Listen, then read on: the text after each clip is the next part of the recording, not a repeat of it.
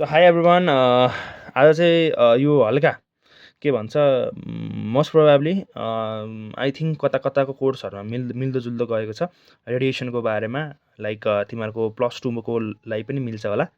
अनि हाम्रो यो के अरे फार्मेसीको चाहिँ पूर्वाञ्चलको फोर्थ सेमेस्टरमा फार्मास्युटिकल इन्जिनियरिङ भन्ने हुन्छ, त्यसमा चाहिँ रहेको छ है। त्यसको लागि चाहिँ हाम्रो सबभन्दा सुरुमा रेडिएसन भनेको के हो भन्ने कुरा थाहा हुनु पऱ्यो। अब रेडिएसन भनेको चाहिँ के हो, जस्तो कि तिमीले के गर्छौ, आगो ताप्छौ होइन। सरी, आगो भनेको कस्तो भएको, जस्तो कि यो एउटा क्याम्प फायर भयो, त्यो क्याम्प फायरमा तिमीले के गर्छौ, आगो ताप्छौ है। आगो ताप्यो, आगो तापेपछि के हुन्छ भन्दाखेरि त्यहाँबाट के हुन्छ, हिट आउँछ नि त। जस्तो कि यहाँ कुनै पनि एउटा मिडियम छ त हिट ट्रान्सफर हुनको लागि, कुनै मिडियम छ त, कन्डक्सन कन्भेक्सन जस्तो छैन नि। तर पनि हाम्रो के हुन्छ, आगो आएको भएपछि हामीले के गर्छ, आगो के अरे आगो ताप्न सक्छौँ। सो हिट भनेको रहेछ एउटा form of transfer of energy के को कस्तो कन्डिसनमा हुन्छ, सर्टेन स्पेसमा हुन्छ। र त्यो चाहिँ के कारणले हुन्छ, इलेक्ट्रोम्याग्नेटिक वेभको कारणले हुन्छ। के को कारणले हुन्छ, इलेक्ट्रोम्याग्नेटिक वेभको कारणले हुन्छ। के को कारणले हुन्छ, इलेक्ट्रोम्याग्नेटिक वेभको कारणले हुन्छ। अनि अब त्यसपछि अब यसमा के हेर्नुपर्छ भन्दाखेरि चाहिँ, त्यसपछि एउटा के हेर्नुपर्छ भन्दाखेरि चाहिँ, एउटा अर्को भनेको चाहिँ हाम्रो के हेर्नु पऱ्यो भन्दाखेरि चाहिँ थर्मल कन्डक्टिभिटी भनेको के हो भनेर, थर्मल रेडिएसन भनेको के हो भनेर हेर्नुपर्छ। अब जस्तो कि यदि हाम्रो हिट ट्रान्सफर भइरहेको छ, तर हिट ट्रान्सफर चाहिँ कसको कारणले भइरहेको छ भन्दा रेडिएसन कारणले भइरहेको छ भने त्यसलाई के भन्छ, थर्मल रेडिएसन भनिन्छ।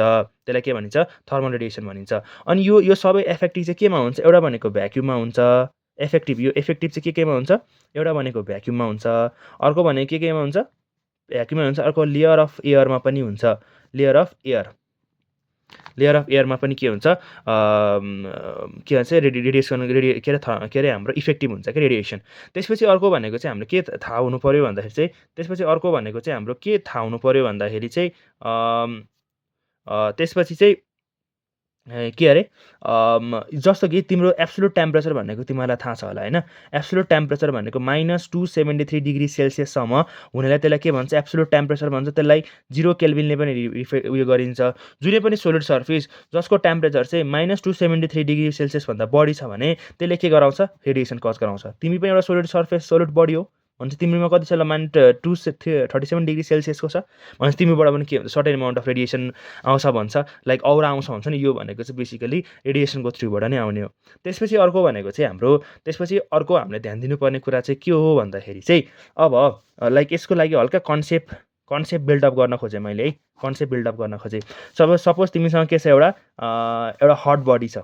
यो के हो, तिम्रो हट बडी है।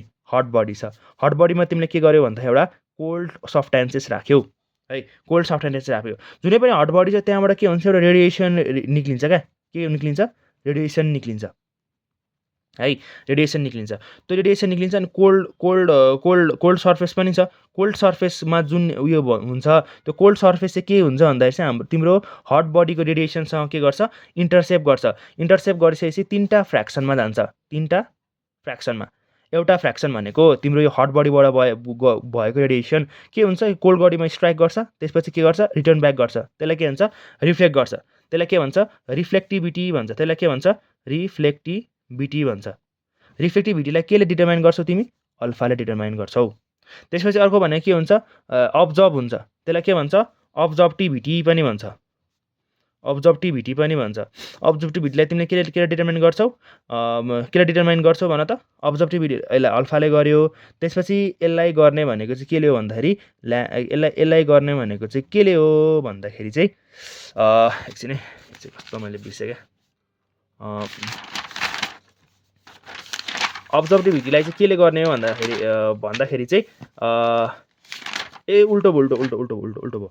रिफ्लेक्टिभिटीलाई चाहिँ केले गर्ने हो, केले गर्ने हो, रोले गर्ने हो। यसलाई केले गर्ने, अल्फाले गर्ने हो। अर्को भने के हुन्छ भन्दाखेरि चाहिँ ट्रान्समिट हुन्छ। यसरी यहाँबाट के जान्छ, ट्रान्समिट भएर जान्छ।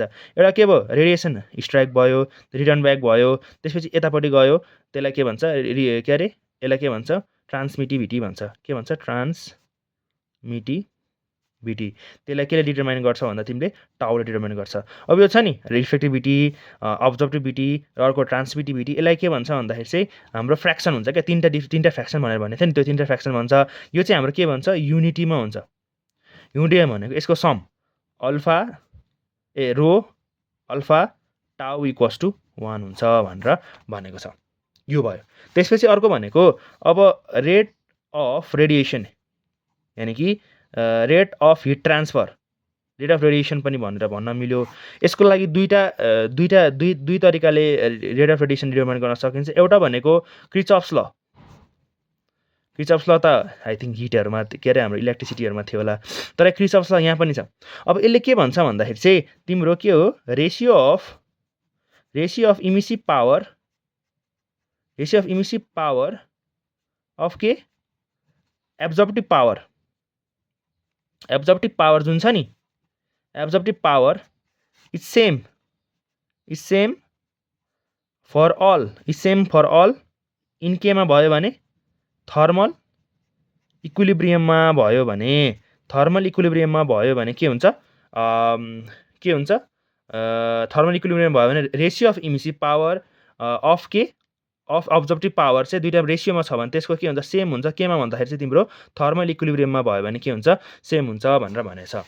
अब यो भयो। त्यसपछि अर्को भनेको ध्यान दिनुपर्ने कुरा चाहिँ के छ, यदि तिम्रो अल्फाको भ्यालु, अल्फा भनेको के थियो, अल्फा भनेको एब्जर्प्टिभिटी, जुन कुरा अब्जर्भ हुन्छ त्यसको भ्यालु चाहिँ 1 छ भने, त्यो चाहिँ हाम्रो बेसिकली के को लागि हुन्छ, फर ब्ल्याक बडीको लागि हुन्छ,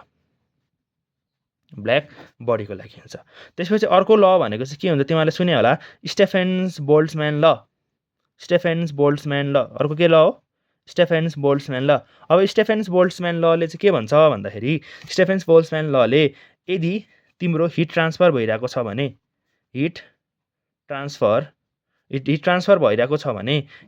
भइरहेको छ भने अफ ब्ल्याक बडी, अफ कसको, ब्ल्याक बडी, किनकि ब्ल्याक बडीबाट हिट ट्रान्सफर त हुन्छ नि त, सो यदि तिम्रो हिट ट्रान्सफर भइरहेको छ भने कसकोबाट, ब्ल्याक बडीको भइरहेको छ भने that is equal to fourth power of K को, एब्सोल्युट टेम्परेचर।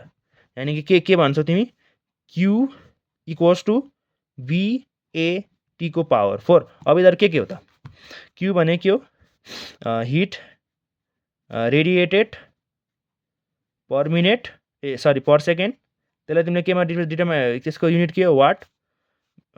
ए भने के हो, एरिया अफ रेडिएटिङ सर्फेस, जुन कुरामा रेडिएटेड हुन्छ, रेडिएटिङ सर्फेस, त्यो के हो, मिटर स्क्वायर। टी भने के हो, एब्सोल्युट टेम्परेचर अफ के रेडिएटिङ सर्फेस, त्यो केमा हुन्छ, केल्भिनमा हुन्छ।